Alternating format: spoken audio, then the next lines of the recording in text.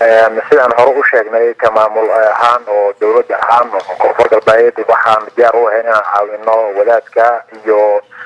badbaadinana shacabka deegaanka ku nool waxaana hadda shalay gaaray diyaarado ka horna wasiir iyo waxaa gaaray saraakiisha ciidanka dawladda koonfur galbeed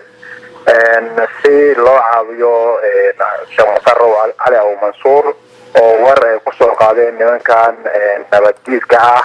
oo soomaalidu dhibaatada ku haya taabaa hadda xaalkeed u socdaa maantana ciidanka dawladda koonfur galbeed iyo ciidanka federaalka waxay joogaan deegaanka abal shalayna waa tii ciidankii abu mansuur ay weerar ku qaadeen fadhiisano ay isku aruursanayeen nimankan hooy iyo hargalbeedka ah oo dhibaato badan ka geysta deegaanada koonfur galbeed Soomaaliya marka xaalka hadda meesha uu maraya insha Allah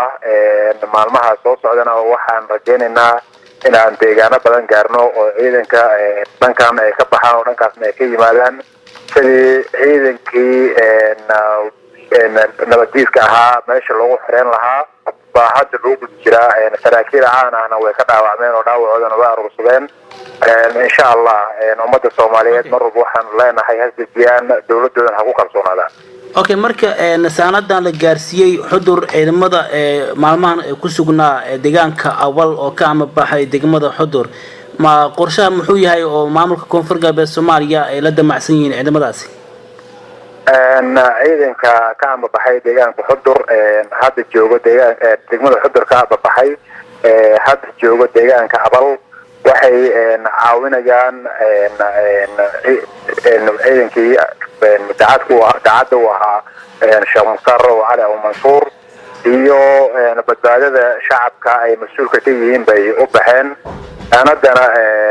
ciidankana qayb bay ka yihiin oo ciidanka mansuurna qaabka lagu caawinayo aan sheegnay oo ilaamin bay ka badheed marka waxaana soo gaaraya inay wada kulmeen saraakiishii taliyaha ciidamada hogaaminayay iyo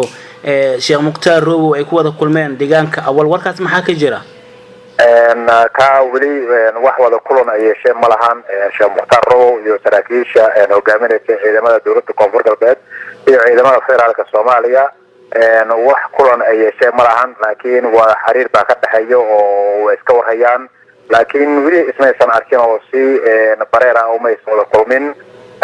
masawaji ka waji oo ma soo kulmin balse waxa ka wada go'an dadkan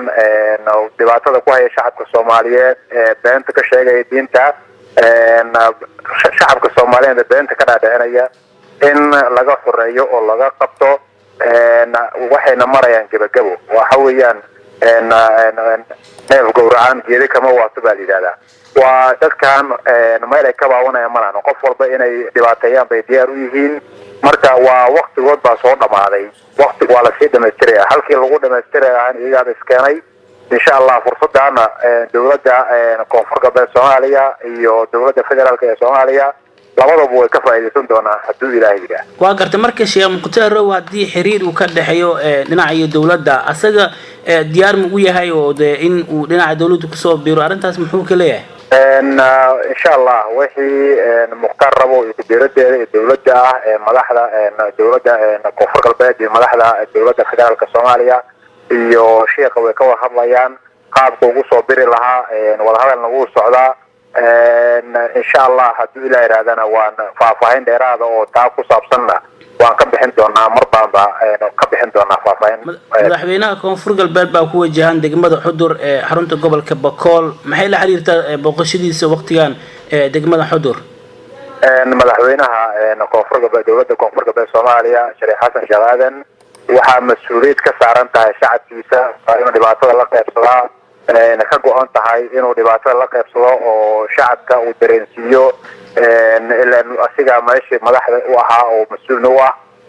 taa weeyaan waa maxay ahayd inuu meesha mar walba uu ka wareeyo maanta kelima mar walba taga meel ala meesha dhibaato ka taagan tahay si shacabku mas'uulka ka ahaa u badbaadin lahaa oo waajibkan uu qaaday dhaartan ku maray oo ka soo baxaya waa mas'uuliyad asiga saaran ugu dambeyntii xaaladda deegaanka awal bal inoo sharax sida xaaladda tahay iyo mas'uuliyiinta halkaas ku sugan waxay markaa hadda ay sameynayaan mas-uuliyiin badan baa ku sugan oo halkaas oo dowladda koonfur galbeed dowladda federaalk labadaba ka socda taliyaasha ciidamada baa ku sugan oo taliyaha ciidanka dowladda dhexe baa ku sugan oo sidii lasoo tarsan lahaa qaabkii dadkan lagu soo afjari lahaa deegaanada ay joogaan loo tagi lahaa dagaalka ay bilowdeen uu soconaya ilaa ay ka dhamaanayaan insha allah.